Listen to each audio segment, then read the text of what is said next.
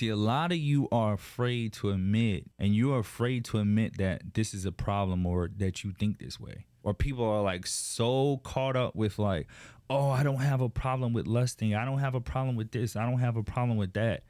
If you never admit that to yourself, then you're never going to get over what that is. And remember, it's just not about sex, right?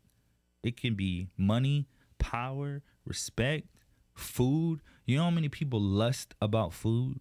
What's going on, everybody? Today we're going to be talking about how to stop lusting, sex, money, and power. If you're struggling with lust, know that I've been there before. As long as you're alive, this temptation, it's always going to be there. So lust is a strong craving for sex, power, money, even food. A lot of people only associate lust with something sexual. Lust is more than just sexual. It's pretty much craving for anything that's bigger than you. And you just have this strong urge to have it. I know you're upset. I know you feel guilty. I know you want to be better. You've probably tried many times before, but you're not the problem.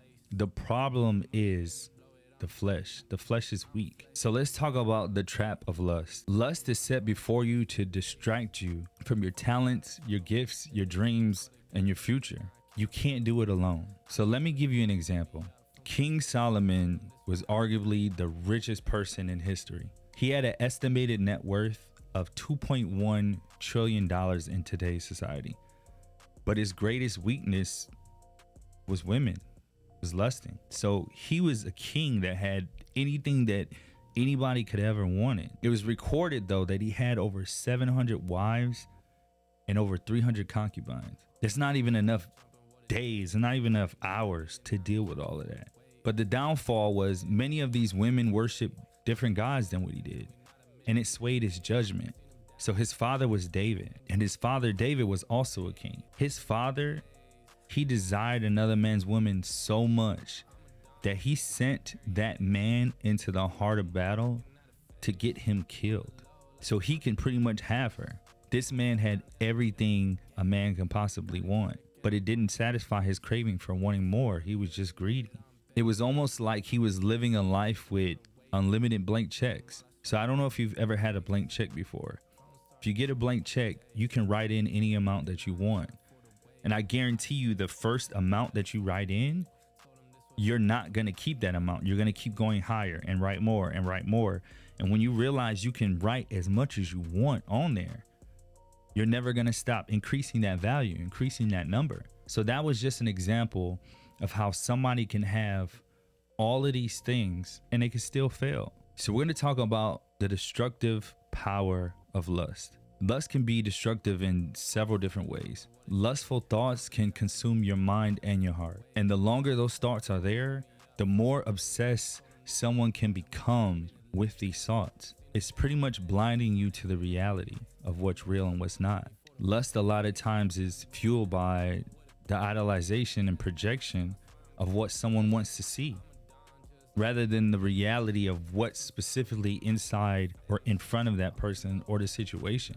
Lust can become unhealthy when people sexualize others and their experiences as a way to control their emotions, even boredom. So here are a few things that may help you overcome those lustful thoughts. So number one, remembering that we live in a hypersexual society. This is one where people value others based on their sexual behavior or attractiveness. It can also refer to the sexualization of public spaces, such as when the media gives some type of sexual connotation to products or behavior that are not inherently sexual. This can be seen when we're like looking at advertisements, magazines, videos, films, and even in the fashion industry. The world right now is filled with sexual consumption.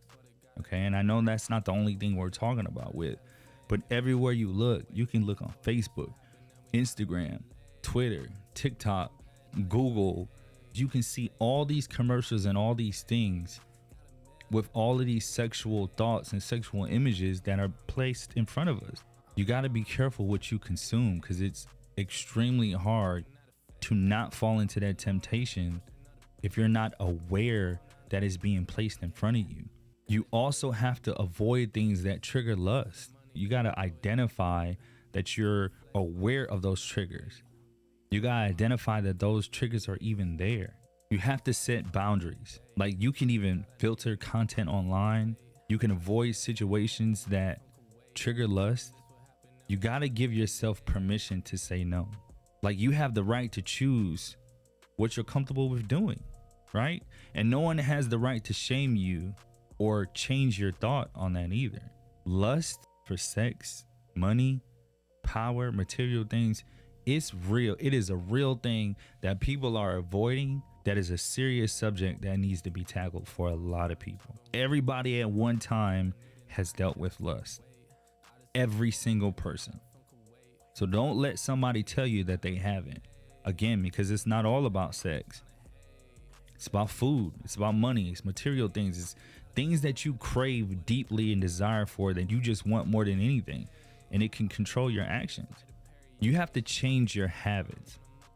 For example, you could try going to bed at a different time and a place than when your spouse is even going to bed. Or you can let your significant other or anyone around you control your internet searches. They may sound silly, right? But if you have it to where it's that bad, you need help. You definitely have to change the way you're thinking to overcome. Overcoming lust is essential not only to keep your heart pure, but also for you to change the habits and the things that structure your habits.